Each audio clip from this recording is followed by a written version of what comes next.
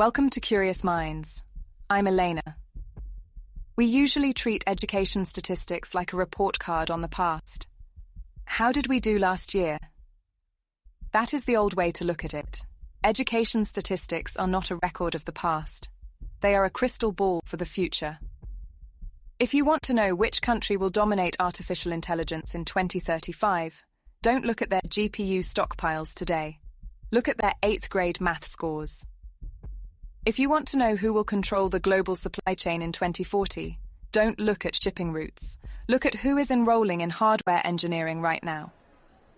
Today, we are going to travel 20,000 miles to audit the global workforce.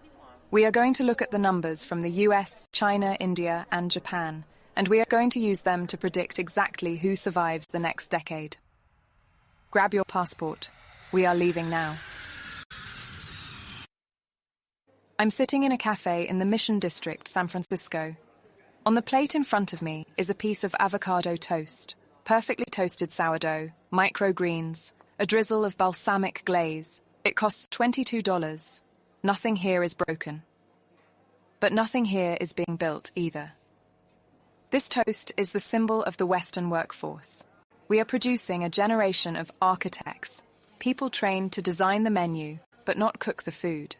But let's look at the crystal ball.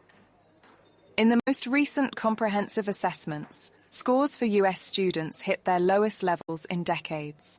Math proficiency has erased nearly 20 years of gains. And this isn't just an American problem. In the UK and across much of the EU, exam pass rates in maths are slipping, and nearly half of 15-year-olds in some systems fall below basic proficiency in at least one core subject. This predicts a competency collapse. The language of high-tech is calculus. Can you learn it later? Of course. But you are trying to master the alphabet in your 30s, while your competition has been writing the poetry since they were 12. We are pre-ordering a black box society for 2035. We will know how to use the technology, but we will have lost the ability to build it.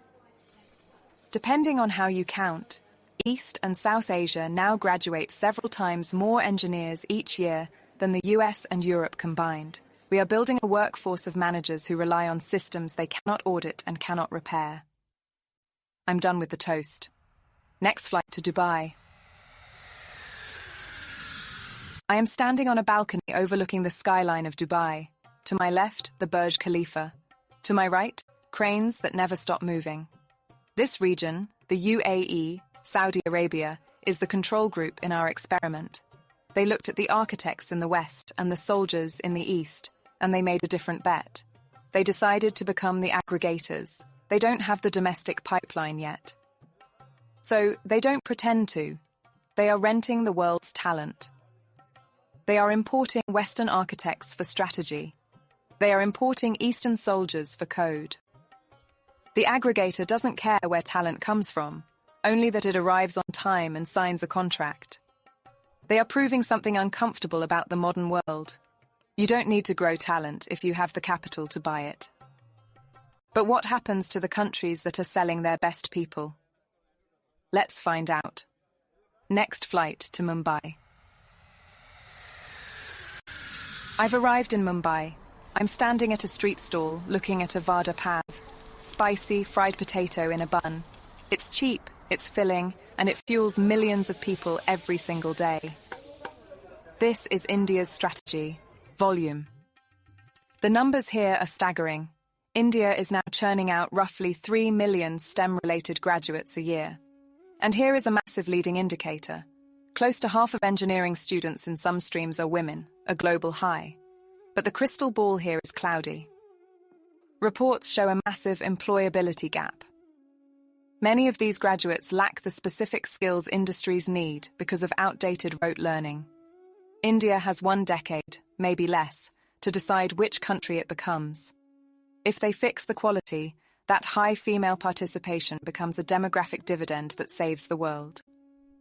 If they don't, India risks becoming the world's back office, supplying cheap labor, but never leading the innovation. We need to see the other side of the scale. Next flight to China. I am in Shenzhen now, sitting inside a famous dumpling house. Every dumpling is identical, efficient, scalable. This is the home of the soldier. While the West optimized for comfort, China is optimizing for control. Chinese authorities have reportedly reduced or merged well over 1,000 humanities and social science programs like history, literature, and philosophy. Why? To set aggressive targets that push a significantly larger share of university majors into hard-tech fields like AI, robotics, and semiconductors. The prediction is clear. This is Made in China 2025 coming to life. China is betting that in the age of AI, soft skills will be devalued. They are betting that the world will belong to the people who control the physical layer of reality. By 2030, this trajectory gives China an overwhelming advantage in the soldier class, the engineers who actually keep the lights on. But there is a risk. By cutting the humanities, they are building a powerful engine with no steering wheel. They might build the future, but will they know why they built it? Next stop, Japan. I am speaking from a sushi bar in Ginza, looking at an aging master chef.